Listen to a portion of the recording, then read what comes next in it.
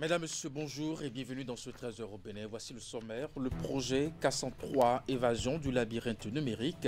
C'est autour de ce thème que se joue la 8e édition du Hackelabe 2025, organisée en marge du Cyber Africa Forum qui s'ouvre ce mardi.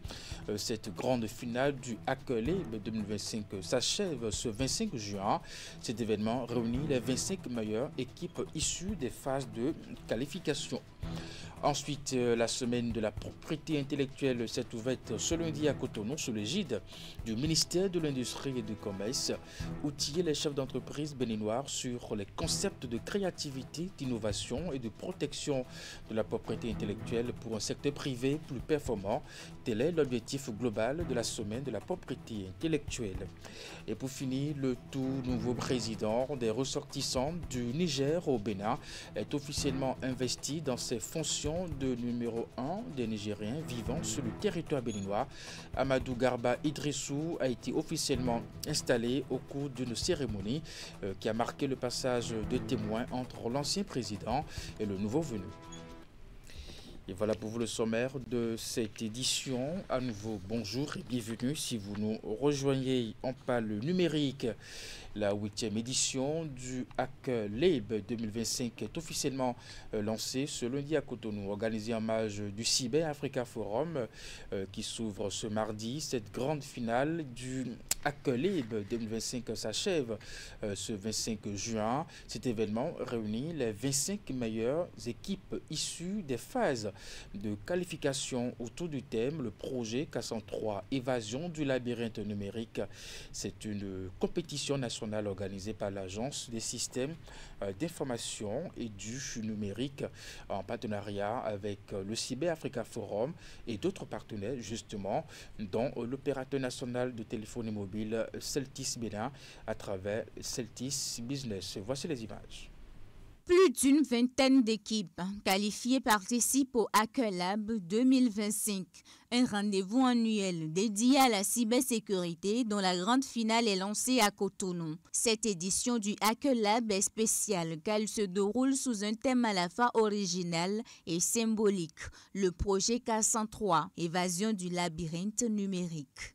Au cours des 3 jours, je dirais les 48 heures à venir, les équipes, donc les élites, vont devoir ne pas suivre les codes, mais elle cherchera à les casser. Et seule l'équipe qui pourra casser les codes sortira du labyrinthe. À travers ce scénario, les participants que vous êtes seront amenés à affronter des environnements complexes et immersifs, où se mêlent l'intelligence artificielle, la virtualisation et d'autres défis de sécurité. Le Hackelabe est une compétition nationale organisée par l'Agence des systèmes d'information et du numérique ASIN en partenariat avec le Cyber Africa Forum CAF. Je suis particulièrement fier de voir que cette initiative prend de plus en plus de l'ampleur et nous continuerons en tout cas de faire au mieux pour que dans les années suivantes, cette initiative puisse être encore plus importante. Les innovations de cette édition sont justement l'accent sur les menaces du moment, en tout cas les opportunités du moment, que sont l'intelligence artificielle et toutes les technologies avancées de virtualisation. La deuxième innovation, c'est l'association avec un événement d'envergure tel que le Cyber Africa Forum. Le Hackelabe est avant tout un espace de rencontre, d'émulation et de formation. Il réunit des passionnés, des étudiants, des professionnels, tous animés par une même volonté, explorer, comprendre et renforcer la cybersécurité du cyberespace béninois. Je participe au Hackelabe 2025 afin de déjà vivre une expérience unique. Bon, d'abord, c'est pas passion et c'est aussi un défi. Celtis Business accompagne cet Hackelabe au travers de la connectivité qui est offerte. C'est par la connectivité de Celtis Business que ce Hackelabe peut se dérouler dans les meilleures conditions. Le Hackelabe, édition 2025, qui a démarré ce lundi, prend fin le mercredi 25 juin 2025. On parle de diplomatie en bref et en image à l'occasion du premier sommet économique de l'Afrique de l'Ouest tenu à Abuja au Nigeria. Samedi dernier, la République du Bénin et la République fédérale du Nigeria ont signé un accord bilatéral historique d'intégration, une signature d'accord placée sous le haut patronage des présidents Bola Ahmed Tinubu et Patrice Talon qui s'inscrit dans l'optique d'une coopération plus étroite et plus efficace entre les deux États. Accord signé par la ministre nigériane de l'Industrie, du Commerce et de l'Investissement, l'ambassadrice secrétaire d'État aux Affaires étrangères du Nigeria, la ministre béninoise de l'Industrie et du Commerce et le ministre des Affaires étrangères du Bénin. Cet engagement pose les bases sérieuses d'une intégration économique ambitieuse prenant en compte tous les sujets, y compris les obstacles non tarifaires aux échanges tels que les autorisations de mise sur le marché, les formalités douanières et réglementaires, ainsi que les questions fiscales et monétaires. Ainsi, le Bénin et le Nigeria entendent jouer un rôle de catalyseur et démontrer par l'exemple ce que peut être une intégration africaine réussie, pragmatique, inclusive et orientée vers les résultats.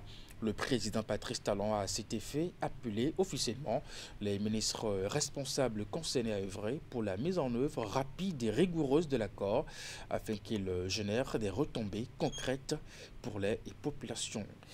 Et puis nous restons justement dans la même actualité. À Abuja a accueilli ce dimanche la 67e session ordinaire de la conférence des chefs d'État et de gouvernement de la CEDEAO, une session au cours de laquelle, justement, Julius Maada Bio est nommé à la tête de l'institution.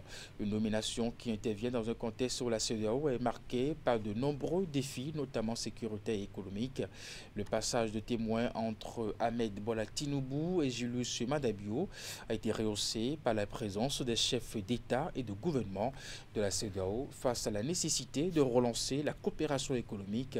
Le nouveau président de la CEDEAO va œuvrer au renforcement de l'unité régionale, à la consolidation des mécanismes de gouvernance démocratique et à la stimulation de l'intégration économique.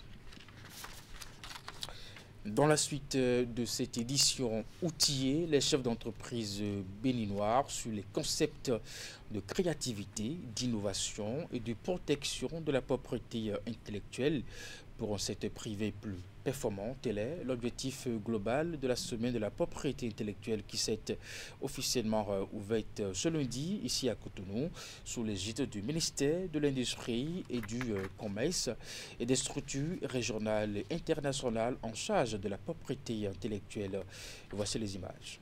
Elle représente environ 30% du PIB et emploie près de 60% de la population active. En dépit de ces chiffres qui révèlent la position prépondérante qu'occupent les PME dans l'ossature de l'économie nationale, elles sont encore à une étape embryonnaire en ce qui concerne la protection de la propriété intellectuelle. Pendant une semaine, des outils clés seront mis à leur disposition, notamment en vue de relever cette courbe qui peine à décoller. La Semaine nationale de la propriété intellectuelle a pour objectif de sensibiliser davantage le public, les universités et instituts de recherche, les petites et moyennes entreprises sur l'importance de la protection de la propriété industrielle. Cette cérémonie de lancement offre à l'OAPI l'occasion de présenter les actions qu'elle a entreprises afin d'assister les PME et les instituts de recherche des États membres sur les chantiers de la propriété intellectuelle et de l'innovation.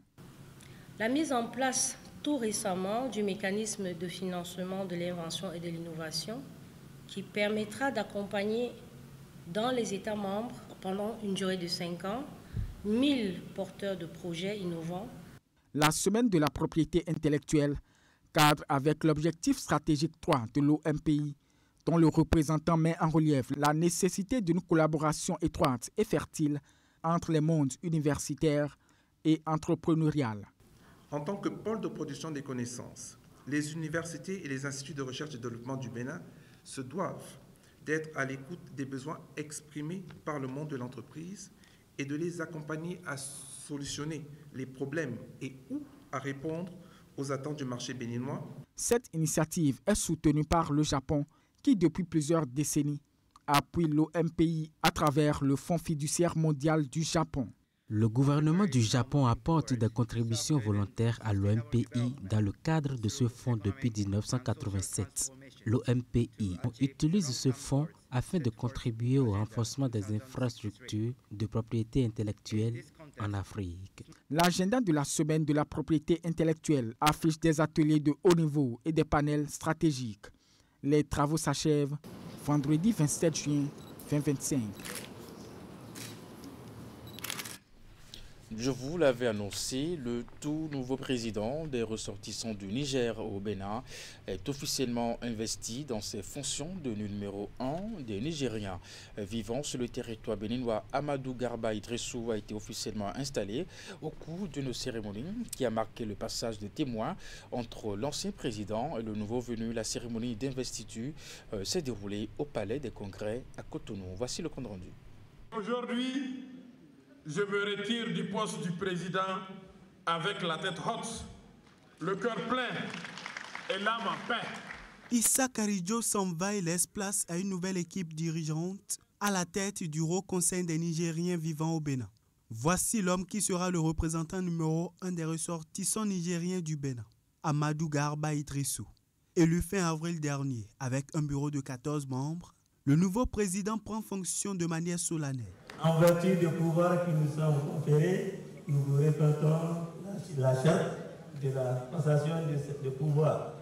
Nous vous souhaitons bon succès et que d'ici 4 ans, en tout cas, nous souhaiterons revenir ici peut-être saluer aussi de vos performances. Il devra entre autres œuvrer pour la consolidation des liens de fraternité et de solidarité entre les membres de la diaspora nigérienne, défendre leurs intérêts de concert avec les représentations diplomatiques et forces consulaires.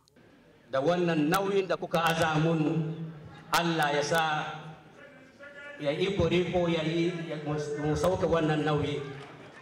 culture de la coexistence pacifique et d'intégration est aussi une mission majeure du tout nouveau président du Haut Conseil des Nigériens vivant au Bénin.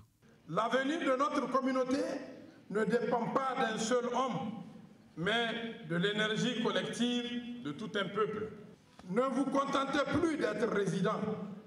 Soyez influents, soyez visibles, soyez utiles au Niger, utiles au Bénin et utiles à l'Afrique. Pour la réussite de votre mission, je vous exhorte entre autres à organiser des campagnes de sensibilisation en vue d'encourager la diaspora nigérienne à respecter davantage les lois et règlements du pays d'accueil, à cultiver l'esprit d'entraide, de cohésion et de l'amour de la patrie. Des conseils aux nouveaux locataires de la présidence du Haut Conseil des Nigériens vivant au Bénin et de tout son bureau en vue de satisfaire les attentes de la communauté nigérienne au Bénin au cours des 4 prochaines années. À la suite de la cérémonie d'investiture, le nouveau siège du bureau central à Gbegame a été inauguré pour le bon déroulement des différentes activités. Vive réaction dans les milieux vaudous ces derniers jours face justement à des propos jugés offensants à l'encontre de leur religion. Les fidèles vaudous du Bénin sont sortis justement de leur réserve. Une grande mobilisation s'est tenue à Cotonou justement avec un message fort à l'endroit de l'opinion publique. Le point avec Tidi Goudalo. Grande mobilisation des fidèles vaudous du Bénin sur l'esplanade du Palais des Congrès de Cotonou. Cette sortie médiatique fait suite aux attaques verbales enregistrées ces derniers jours à l'encontre de la religion vaudou. La situation la plus récente et qui continue d'alimenter des commentaires concerne les propos d'un prêtre catholique au sujet du statut vaudou des jumeaux, d'un révérend pasteur sur une prétendue existence de la pratique du sacrifice humain dans le vaudou et d'un individu de religion islamique sur la pratique du vaudou qui mènerait en enfer. La communauté vaudou du Bénin qualifie ces propos d'hérétiques et de sacrilèges. Elle attire ainsi l'attention de l'opinion nationale et internationale sur la gravité de la situation, tout en saluant les efforts du gouvernement béninois en faveur du tourisme religieux, érigé en levier de développement économique.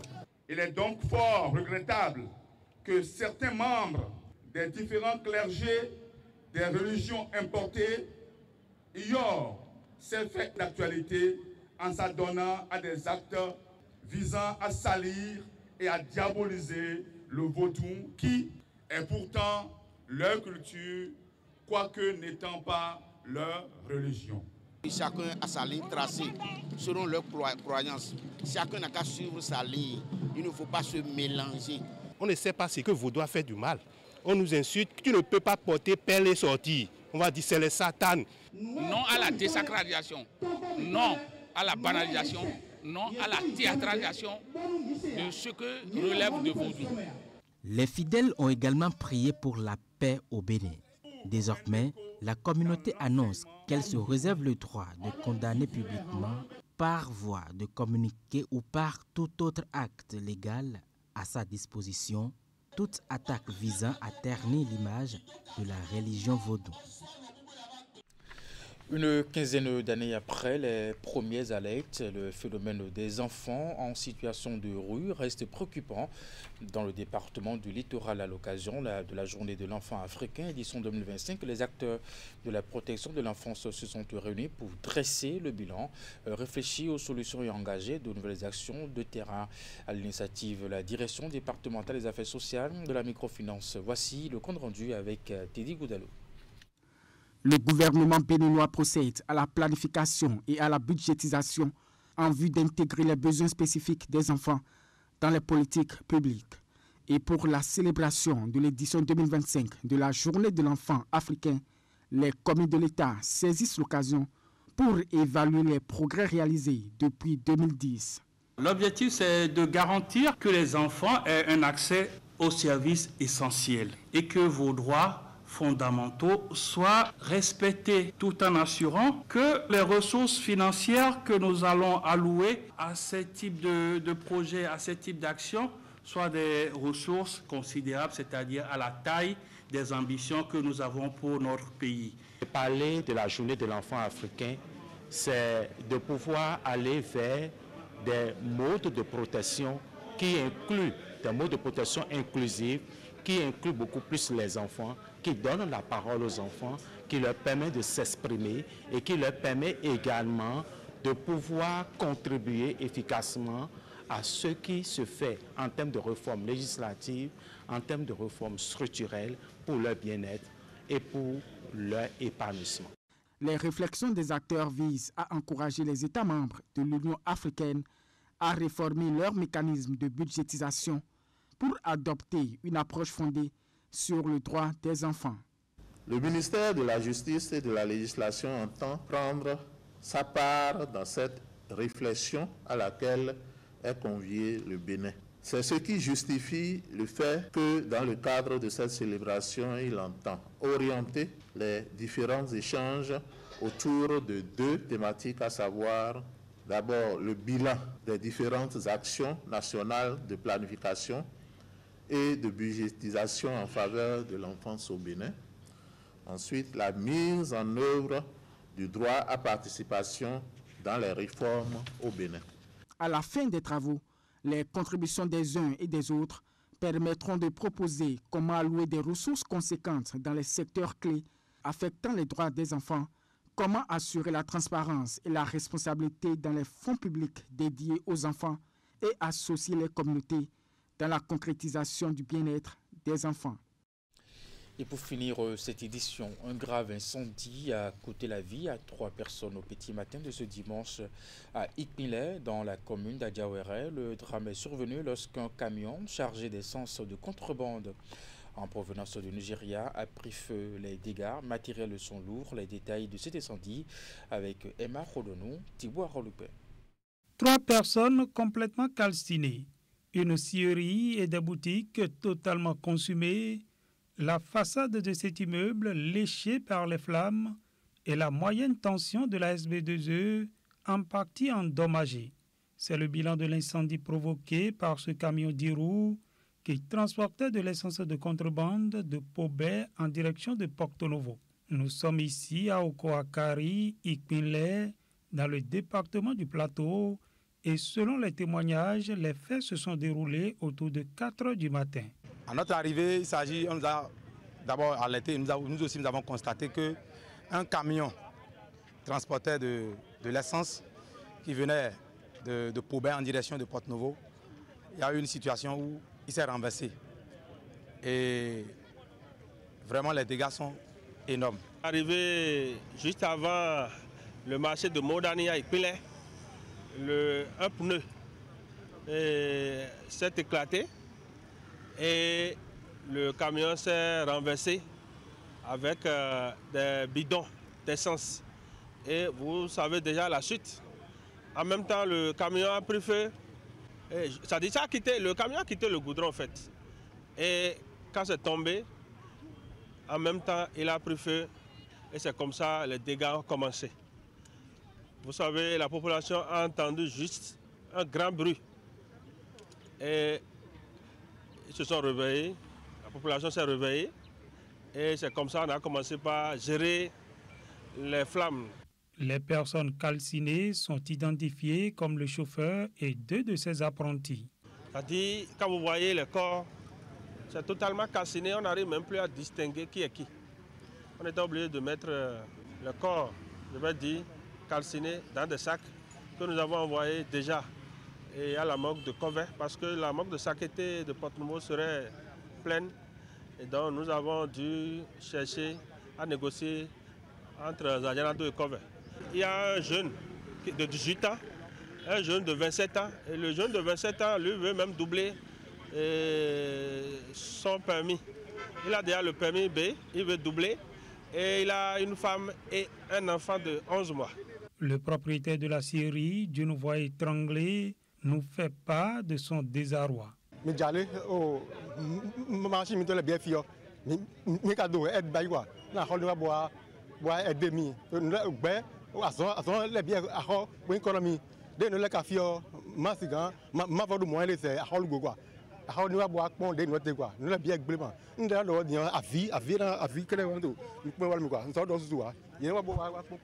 Face au drame, les sapeurs-pompiers alertés n'ont pu faire diligence. Notre groupement de sapeurs-pompiers qui se trouve à Pobé n'a pas de matériel nécessaire pour éteindre rapidement le feu. Et on a commencé par appeler Porto Novo. C'est après des heures. Et le feu a déjà fini de causer ses dégâts avant que le camion s'éteigne. Des sapeurs-pompiers ne quittent Porto Novo. C'est un énième drame qui vient poser à nouveau la question du transport sécurisé de l'essence de contrebande sur le territoire béninois. C'est la fin de cette édition. Merci de l'avoir suivi, de votre fidélité à nos programmes. Bien entendu, à 16h, c'est votre bulletin d'information. 19h30, la grande édition de la soirée. Et juste après, retrouvez votre émission. L'info continue avec Wahabali Para. Portez-vous bien et à très bientôt.